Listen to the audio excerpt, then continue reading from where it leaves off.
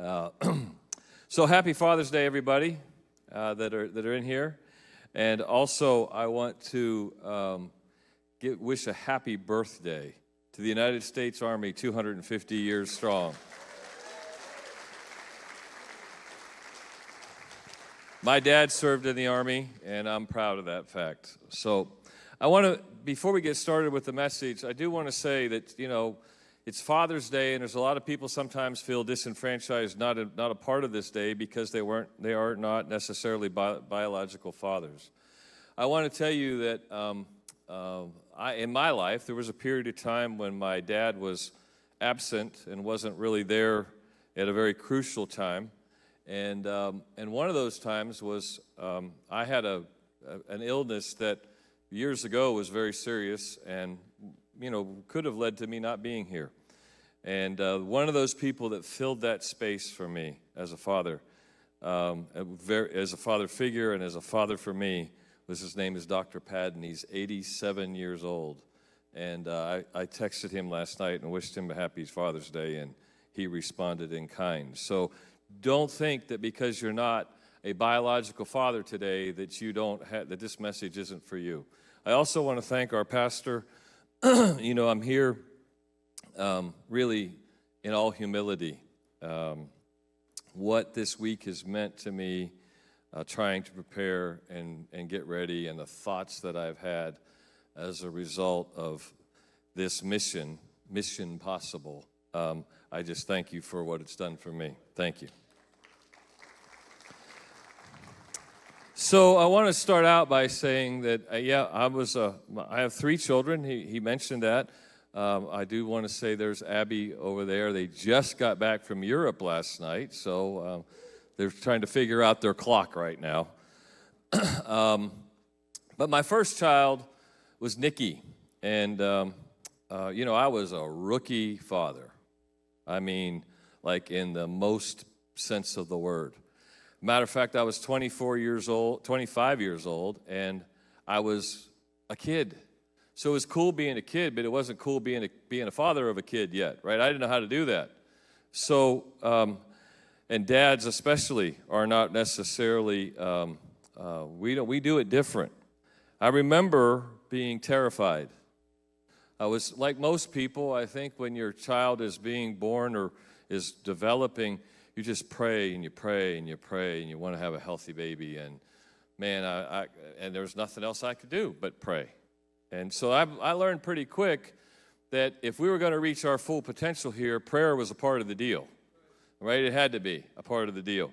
Well, Nikki, thankfully, was born healthy, albeit small, 6 pounds, 1 ounce. And I began to do only the things that I knew to do with little kids. And I think most dads, you would identify with me, that we treat our children like balls. We throw them around, right? I mean, that's the fun. You throw them around, you toss them around. Well, I'm originally from Northwest Pennsylvania. We didn't have any ceiling fans where I grew up. We didn't have air conditioning. You already know where this is going. Yeah. So I was in that spirit of having fun with my little toddler, Nikki. Yep, up into the fan she went, and back into my arms she came, and I think that the statute of limitations is out with Children and Family Services, so I think I'm all right there. Bewildered look on her face, and there we had that. We started our bond right then and there. She knew never to trust her dad. No, I'm kidding. This message, my part of this message is Genesis 18:18, and it's about potential. And Abraham, that verse says, Abraham will sure become a great and mighty nation. In him all nations of the earth will be blessed. All nations of the earth will be blessed. That's like a major wow to me. I mean, what a promise. And I said to you, I started with being humble and being here out of humility. I want to make sure you understand, I am not standing before you as a perfect father, not in any way, shape, or form. I mean, my little one over there can attest to that. But I have always sought God's way for my family and my children. You know, what's tough about being that rookie father is it doesn't get better with the second one or the third one because they're different people. They don't follow the rules. Like, okay, I can do this the first time. You just got to be like that and all the way through. And it doesn't work that way. So I do want to say to you that I always wanted what was best for my children. And when Nikki grew into an adult and she was working for me, and she'd worked for me for a long time. And she decided that she wasn't going to work for me, which was probably not a bad idea for her. And she asked me one day, was I angry? Was I angry with her because she wasn't going to be there? And I said, no, I wasn't angry. What I want, though, for you is you have to do and be the best at what you do. And so, in other words, how in the world, if you're going to go somewhere, if you're going to do something, I ask you to be the best at it, to reach your full potential. What I've learned is that we can't, any of us, reach our full potential if we don't have God in our life and first. We might have some level of worldly success, but we'll never, ever fully understand what our full potential is until we put God at the head of that relationship. And I think when it comes to parenting, you know, there's times in that parenting process, well, man, it goes sideways and it goes south and things happen and I want to encourage you and say this: don't give up. Don't give up. I assure you, God has not given up on you. Don't give up on your children. And those of you, I've felt sitting over there, especially in this service, that somebody here has a really tough relationship with their children or child. It's never too late. Don't give up on that relationship. And I'm pretty sure there's somebody out there who has a tough relationship with their parent. Don't be so doggone stubborn. Pick up the phone and call or go see them. It's time to put it back together. Don't give up. God is about restoration. So, we're never going to be perfect. One of the things that the pastor said, he brought it up, he talked about research shows that if a father goes and attends church, it's more likely that the children will follow God. Well, I got to tell you, just a few weeks ago, that happened. And as imperfect as I've been in my relationship with my children, my daughter Nikki brought my grandson Jet to this church at 10 years old to be baptized. And that's cool, but it wasn't because Nikki dragged him here. What's cool is that Jet wanted to be baptized. So that's something that in an interesting timing that God brought us to that place. And that lesson, as I said earlier, the pastor made it clear.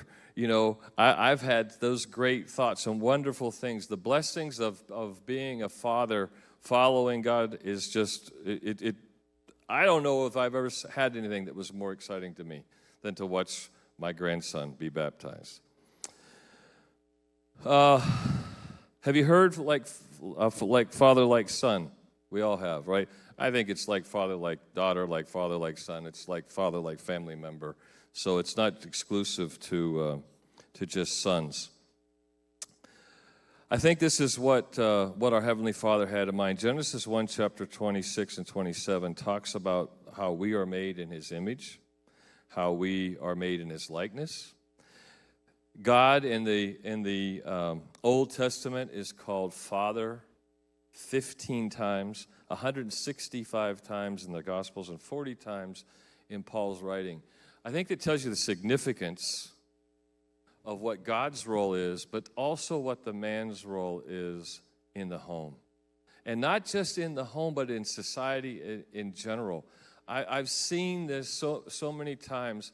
I've got a great friend, and I'll just tell you his name, and he won't be mad at me, I don't think. His name is Senator Tom Wright. He has no children. He and his wife Cindy have been married.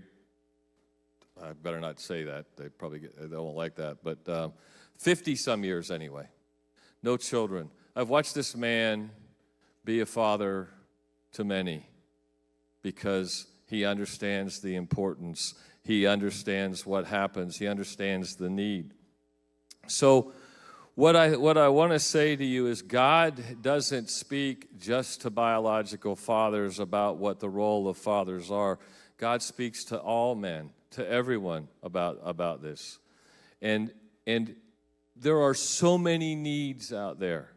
I've served in the community in several different capacities where children they're just begging for that person to step up. And we can't just live in our own house and do this.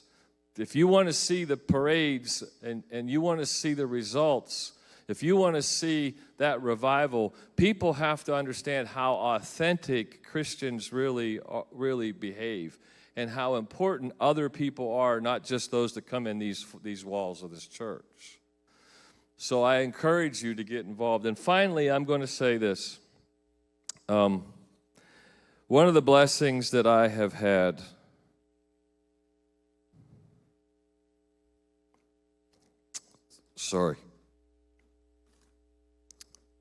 is to watch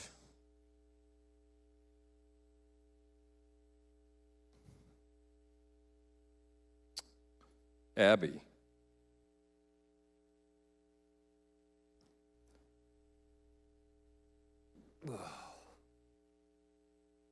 recently. She just got the highest award in her school. And she did that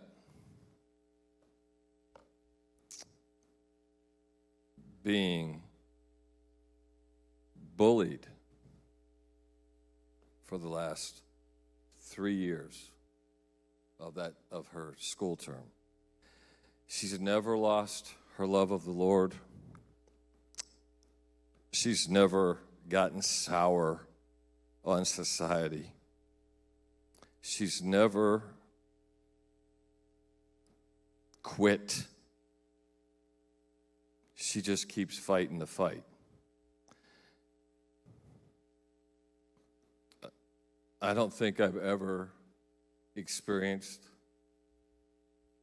that level of strength, or ever witnessed that level of strength in my life.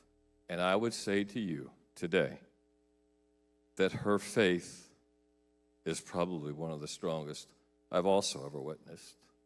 So, God's plan, our greatest potential, starts with our faith in God, and it goes from there. Thank you.